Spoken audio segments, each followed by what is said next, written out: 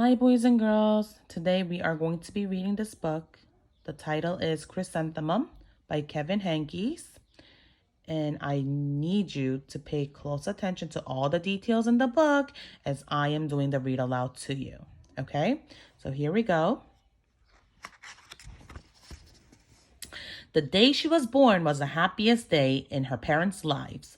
She's perfect, said her mother. Absolutely, said her father, and she was. She was absolutely perfect.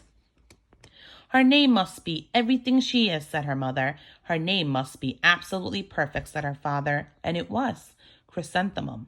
Her parents named her Chrysanthemum. Chrysanthemum grew and grew and grew. And when she was old enough to appreciate it, Chrysanthemum loved her name.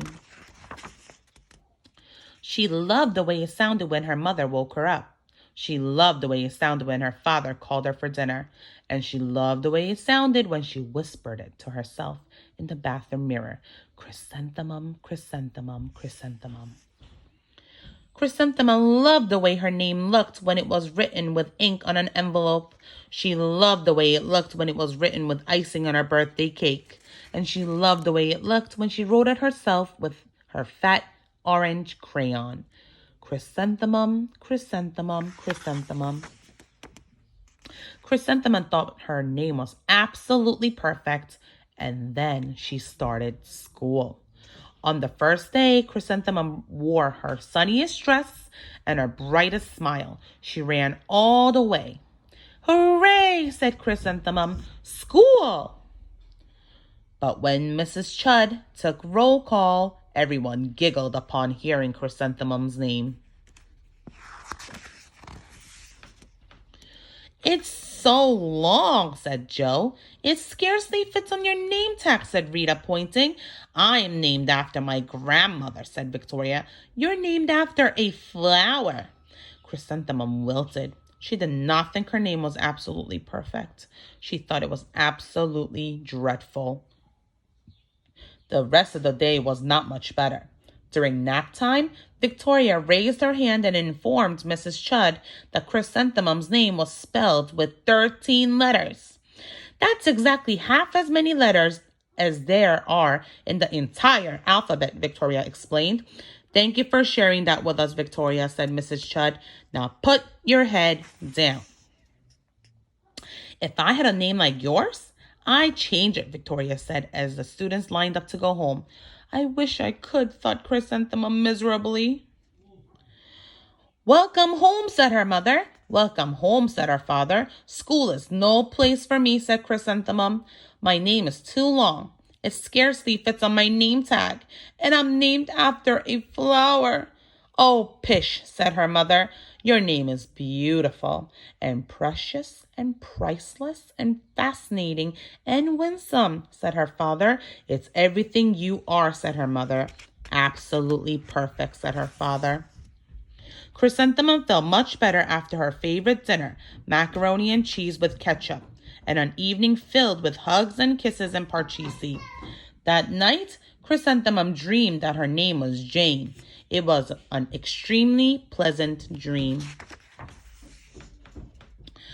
The next morning, Chrysanthemum wore her most comfortable jumper. She walked to school as slowly as she could. She dragged her feet in the dirt. Chrysanthemum, chrysanthemum, chrysanthemum, she wrote. She even looks like a flower, said Victoria as Chrysanthemum entered the playground. Let's pick her, said Rita, pointing. Let's smell her, said Joe. Chrysanthemum wilted. She did not think her name was absolutely perfect. She thought it was absolutely dreadful.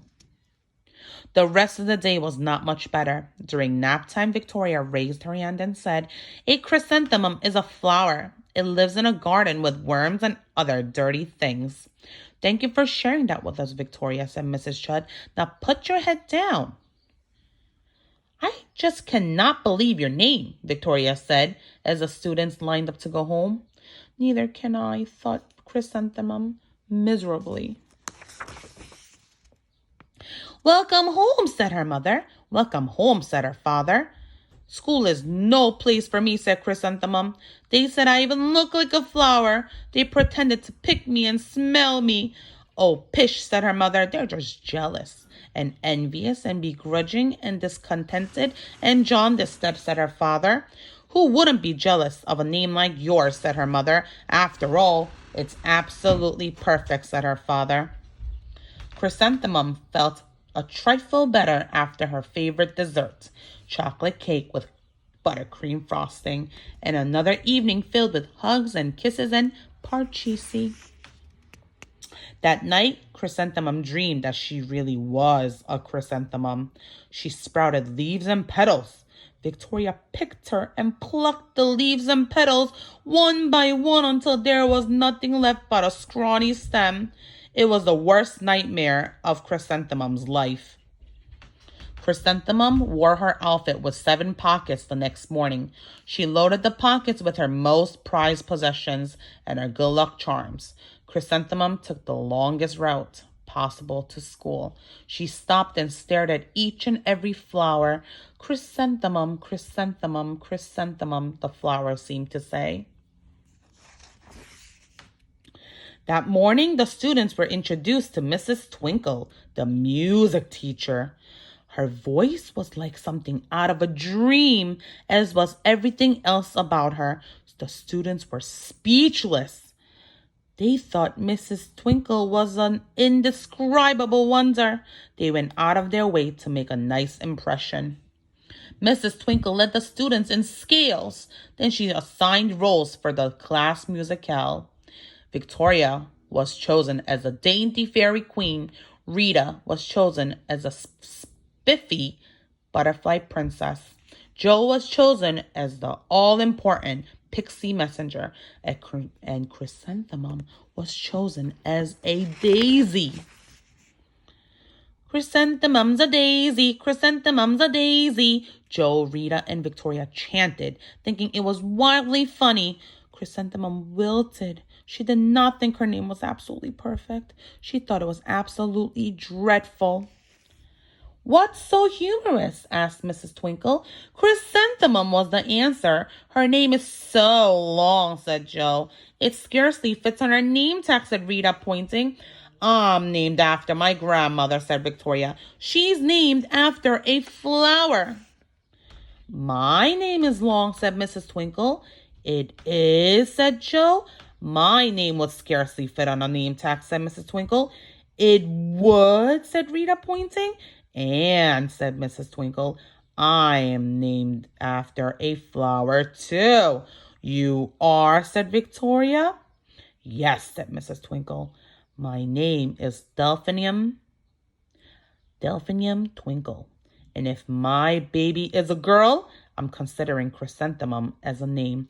I think it's absolutely perfect."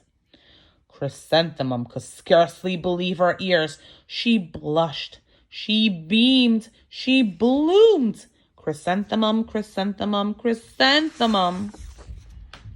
Jo, Rita, and Victoria looked at Chrysanthemum longingly. "Call me Marigold," said Jo. "I'm Carnation," said Rita, pointing. "My name is Lily of the Valley," said Victoria. Chrysanthemum did not think her name was absolutely perfect. She knew it. Overall, the class musicale was a huge success. Chrysanthemum was absolutely perfect as a daisy. Victoria made the only mistake. She completely forgot her lines as a dainty fairy queen. Chrysanthemum thought it was wildly funny, and she giggled throughout the entire dance of the flowers.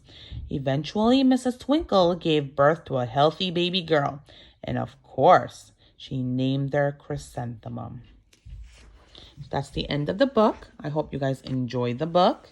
If you need to, please play the video again so that you can hear more details when you're looking for text evidence.